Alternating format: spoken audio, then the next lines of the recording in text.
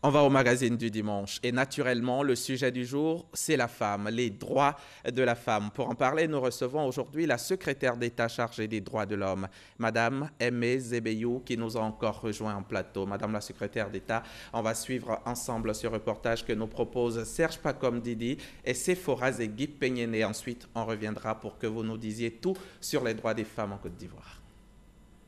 Issu de l'histoire des luttes féministes européennes et africaines, c'est en 1977 que les Nations Unies invitent tous les pays du monde entier à célébrer une journée des droits de la femme. Bien plus qu'une simple journée de célébration de la femme, cette journée, devenue une tradition, est une occasion pour réfléchir sur les conditions de la femme dans le monde. Ces femmes ivoiriennes, actrices incontestées du développement, s'interrogent sur l'avancée de leurs droits. Je pense qu'il y a beaucoup d'efforts qui peuvent être faits pour les femmes en Côte d'Ivoire, parce que dans certains domaines, c'est un peu plus difficile pour nous que pour les hommes. En Afrique, femme n'est pas respectée, quand on dit, souvent on dit femme, quand je parle, on dit femme, femme même, dit quoi même? Est-ce que la parole de femme même, c'est quoi? Donc c'est ça, on ne veut pas. On veut que nous, les femmes, là, si on parle, on a un respect. On va dire qu'il y a ça, c'est paroles des femmes. Jacqueline Loès-Hoble, ancienne ministre de la Justice et actuellement membre du Conseil constitutionnel, se prononce sur les progrès réalisés. Nous avons beaucoup obtenu, aussi bien au plan national, africain qu'international, mais il reste encore beaucoup de choses à faire. Le problème de l'accès à la tête, le problème, n'est-ce pas, des conflits armés, avec les conséquences sur les femmes. Le fait pour les femmes de ne pas être toujours scolarisées, ça crée des problèmes. Malgré les efforts consentis par le gouvernement ivoirien par le truchement du ministère de la Femme, de la Famille et de l'Enfant, la question des droits de la femme, des défis institutionnels, économiques, culturels en matière d'égalité des chances, de l'équité et du genre reste encore à relever. Tout d'abord, Madame la secrétaire d'État, qu'est-ce qu'on entend par droits de l'homme? Les droits de l'homme, vous-même vous l'avez tout à l'heure relevé, les droits de l'homme sont des droits qui sont inhérents à la personne humaine et qui touchent à sa dignité. Ce sont des droits, le respect d'abord de la dignité, comme on l'a dit, et l'égalité pour tous. Et ça a un caractère, vous l'avez souligné, universel, parce que ça concerne tous les êtres humains, sans considération aucune de distinction, quelle que soit leur origine, leur race, leur localisation ou leur appartenance à une religion ou à une distinction quelconque. Et il y a aussi le caractère, comme on a dit, c'est universel. Oui. Ça, ensuite, c'est inaliénable parce que c'est inhérent du seul fait que vous êtes un être humain, de votre condition humaine. Et puis, c'est indissociable. C'est indissociable en ce que le caractère indissociable vient du fait que ça couvre tous les domaines de la vie. Donc, il y a une complémentarité, une indivisibilité. Alors, droits de l'homme, droits humains, c'est quoi la nuance? En fait, droits de l'homme, on considère que quand on parle de droits de l'homme, ça a un peu un caractère discriminatoire. Mais les droits de l'homme, au départ, c'était le droit de l'homme avec un H. Aujourd'hui, un grand H. Tout le monde. Tout le monde, l'homme et la femme. Oui. Mais aujourd'hui, on passe plus de droits humains parce qu'on considère qu'il faut tenir compte de la spécificité de chaque droit à l'égard de chaque individu. Par exemple, la femme, les jeunes, les enfants, les personnes handicapées. Les personnes handicapées, ainsi de suite. Et lorsqu'on constate on a constaté qu'il y avait différentes catégories de droits de l'homme, les droits civils, les droits politiques, les droits de deuxième génération, de troisième, les droits économiques, sociaux, culturels, les droits des personnes handicapées et les droits des personnes handicapées, les personnes âgées aussi. Voilà, c'est ça. Et aujourd'hui, 8 mars, on célèbre la Journée internationale des droits de la femme. Et quels sont ces droits? Quels sont les droits de la femme? Alors, les droits de la femme, il faut noter, il faut quand même faire un peu l'historique quand même des droits de la femme en Côte d'Ivoire. Il faut noter que... D'accord, avant de venir spécifiquement à la Côte d'Ivoire, mais la femme a droit à quoi de façon générale? On dit les droits de la femme. Qu'est-ce qu'il faut d'abord que la femme ait? Dans les droits de la femme? Oui. Qu'est-ce qu'on peut mettre dans les droits de la femme? Elle doit avoir les mêmes droits que les hommes. D'accord. D'abord, en fait, c'est cet aspect. Elle a les mêmes droits que les hommes. Et dans les droits, on a le droit de la santé, le droit à l'éducation. Elle a tous ces mêmes droits-là. Oui. En fait, c'est ça. C'est d'abord cet aspect qu'il faut faire ressortir. Et dans ces droits, qu'est-ce que l'État... Parce que quand on parle des droits de l'homme, c'est l'État qui a des obligations, qui doit faire en sorte que ces droits-là soient respectés. Donc l'État doit mettre en œuvre, prendre toutes les dispositions légales en la matière pour que ces droits-là puissent être respectés. Et dans les droits, il y a plusieurs de droits. Il y a le droit d'appartenir, d'avoir un nom, le droit de se marier, le droit de la liberté d'expression. En fait, c'est pratiquement tous les droits. Exactement. Et en ce qui concerne les femmes, il y a un caractère spécifique parce qu'on parle par exemple des violences basées sur le genre. Bien sûr. On a constaté qu'il n'y avait pas d'avancée parce qu'effectivement, avec le caractère universel des droits de l'homme, dans la réalité sociologique et dans les tests de loi, dès le départ, il a été constaté que les femmes étaient lésées. C'est pourquoi vous avez constaté que c'est en 1977 que la Journée internationale de la femme a été donc déclarée de façon dédiée universellement. Et puis la Côte d'Ivoire, il faut noter aussi que la Côte d'Ivoire était déjà en avance, puisqu'en 1975 déjà, on avait déjà une première femme qui avait été nommée ministre. Voilà. Donc en fait, dans le caractère spécifique concernant les droits des femmes, il faut qu'on vous fasse l'historique un peu. Ça vous permettra de voir les différentes sortes d'évolutions. Tout à fait, mais dites-nous de façon générale, est-ce qu'en Côte d'Ivoire, ici, ces droits, les droits dont vous parlez, les droits des femmes, c'est respecté? Bien sûr. Les droits des femmes sont respectés. À quelle échelle? À tous les niveaux. À tous les niveaux, d'accord, mais totalement, tout est bon, tout est rose. Faites-nous l'état des lieux, Madame la ministre. Voilà, je pense, en vous faisant l'état des lieux, allez-y. En fait, l'état des lieux, c'est d'abord vous montrer qu'en 1964, l'on a constaté au niveau du mariage, au niveau des lois relatives au mariage, on a constaté que la femme était lésée. D'accord. Voilà, la femme était lésée parce que le mari était le chef de famille. Au niveau donc de la gestion des biens, c'était le mari qui avait la gestion des biens. La femme n'avait pas d'autonomie bancaire. La femme ne pouvait pas exercer une profession séparée de son mari. Il fallait donc une autorisation de son mari. Et puis les salaires, tout ça, c'était... Le domicile conjugal aussi. Tout ça, c'est le choix du mari. Oui. Il y a eu une évolution en 1983 où les femmes se sont battues. Vous avez vu Mme Loès tout à l'heure, Mme la ministre, professeur Hobb, qui a relevé qu'effectivement, elles se sont battues. Elles se sont battues pour qu'aujourd'hui, pour qu'en 1983, il y ait un changement. Et en 1983, le changement qu'il y a eu, ça a permis l'autonomisation bancaire, d'abord, l'exercice d'une profession séparée, et ensuite l'administration des biens réservés qui provient des fruits donc, de cette profession séparée. Donc ce sont des avancées qu'il y a eu. Il y a un régime de communauté aussi qu'il faut noter, communauté des biens avant la loi de 83. Ensuite, il y a eu la séparation des biens.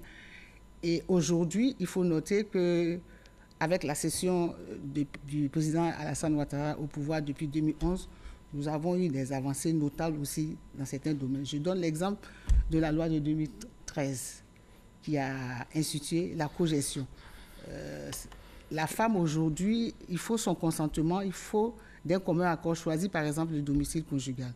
Oui. Ça, c'est quand même un élément important. Et on le dit, hein, cette loi a un effet économique positif. Oui. Sur le plan fiscal, par exemple. Voilà. Comment vous l'expliquez? Sur le plan fiscal, la loi a un effet positif en ce que, avant cette loi... La loi sur la cogestion de la famille. Avant la loi sur la cogestion, l'imposition fiscale de la femme était plus élevée que l'imposition fiscale de l'homme. On ne tenait pas compte de son statut de mariée et même de son statut du fait qu'elle avait des enfants. Aujourd'hui, avec la cogestion, on tient compte de son statut de mariée et de son statut du fait qu'elle ait des enfants pour avoir une imposition égalitaire entre l'homme et la femme. Tout à fait. Oui, allez-y, terminez. L'avantage, c'est le fait qu'il y ait une augmentation des revenus du couple, par exemple. Et ça permet donc de faire face à court terme aux besoins primaires tels que bien de la famille, bien se nourrir, s'occuper des enfants, et puis même peut-être à long terme, si on a pu faire des épargnes, on peut donc essayer d'obtenir, augmenter le patrimoine immobilier de la famille. Et puis il faut noter aussi que cette imposition-là, avec cette cogestion, même si on n'est pas dans le cadre du mariage, la femme même célibataire, aujourd'hui, son imposition est moins élevée. Parce que son imposition est moins élevée en ce que, avant, une femme, il fallait donc l'autorisation du mari ou même de la personne avec qui on a fait un enfant pour avoir la puissance paternelle, pour qu'on puisse déposer pour ne pas avoir une imposition élevée. Et puis une autre avancée, certainement, la loi du 14 octobre 2019 et sur la représentativité des femmes dans les assemblées élues. Oui. Qu'est-ce qu'il en est? C'est le principe du quota. Bien sûr. Le principe du quota a été imposé aux partis, au groupement des partis politiques en ce qui concerne les candidatures féminines. Oui. Ça, c'est un quota de 30%. Il faut noter aussi qu'il y a un bonus supplémentaire pour les groupements ou les partis qui auront dépassé ces 50%. Et le principe aussi de l'alternance est dans ce test. L'alternance, c'est quoi? C'est que si nous avons deux candidatures de même sexe, oui.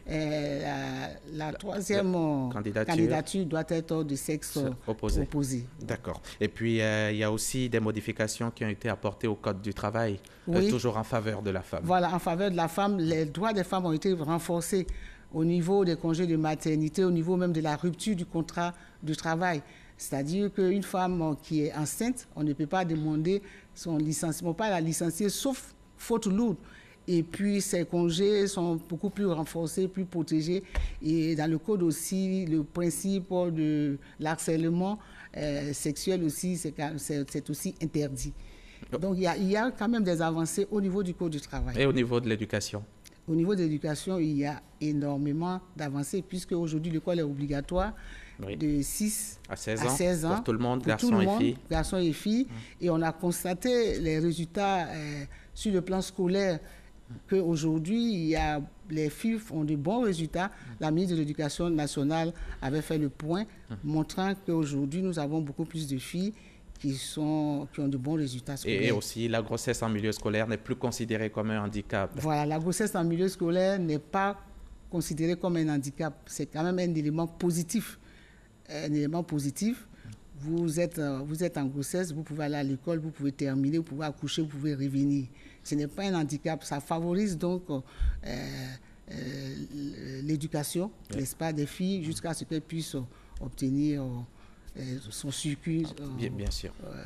Scolaire. Il y a aussi une amélioration dans la loi de la succession. Oui. Le conjoint survivant ou la conjointe survivante viennent au même titre que les enfants dans la succession d'un quart. Et les pensions y sont comprises aussi. Oui, bien sûr, puisque les pensions de réversion, oui. C'est des deux côtés. Bien sûr. Parce que n'oublions pas que nous sommes en droit de l'homme, et en droit de l'homme, c'est le principe de l'égalité. Oui. Alors, la loi sur le foncier rural, est-elle aussi favorable à la femme? Oui, la loi est favorable à la femme parce que dans les textes de loi, il n'a jamais été dit que la femme n'avait pas droit à la terre. D'accord. Il y a des sensibilisations qui sont faites en la matière. Il y a beaucoup de sensibilisations en la matière pour permettre à nos préjugés, à nos coutumes qui interdisent, par exemple, dans certaines régions que la femme n'ait pas droit à la terre, pour qu'elle puisse accéder à la terre. Et l'État de Côte d'Ivoire a pris toutes les mesures en la matière. Et nous avons constaté, il y a eu des statistiques qui ont été montrées où des femmes ont obtenu des certificats fonciers dans certaines régions. Voilà. Vous l'évoquiez tout à l'heure, les violences basées sur le genre. Est-ce que les femmes en Côte d'Ivoire sont suffisamment protégées contre les violences basées sur le genre? Sur le plan viol conjugal, par exemple, et tout. Bon, le viol conjugal, il faut noter qu'avec la nouvelle loi dans le code pénal, le viol conjugal est aujourd'hui réprimé. Parce que le viol, il existait depuis longtemps comme un crime. C'est une infraction criminelle. Oui. Mais le viol conjugal n'était pas réprimé. Il est aujourd'hui pris en compte dans le nouveau code pénal. Et en ce qui concerne tout ce qui concerne les violences basées sur le genre, il faut noter que la Côte d'Ivoire a ratifié la Convention sur l'élimination de toutes les formes de discrimination à l'égard des femmes. Et c'était en 1995. Et dès 1998, nous avons eu la loi sur les mutilations génitales. La loi qui réprime ces mutilations génitales. En ce qui concerne les mutilations génitales, vous savez, il y a dans tout ce qui concerne les violences et les mutilations génitales, nous avons les mariages forcés, les mariages précoces, mais la loi même spécifique sur les mutilations génitales réprime aussi bien l'auteur, les complices et même les professionnels sur le plan médical aussi sont réprimés et les complices. Mais en fait, Il y a eu donc beaucoup de sensibilisation. Et pourtant, ces bourreaux-là continuent de courir, Madame la secrétaire d'État. Oui, effectivement, ils continuent de courir. Il y a eu des sanctions. La première sanction, la loi, c'était en 1998. Il y a eu la première sanction en 2012. Il y a aussi aujourd'hui des sanctions, mais il faut noter qu'il y a beaucoup plus de sensibilisation qui sont faites. Les tests de loi sont là, on les applique, il suffit seulement de dénoncer.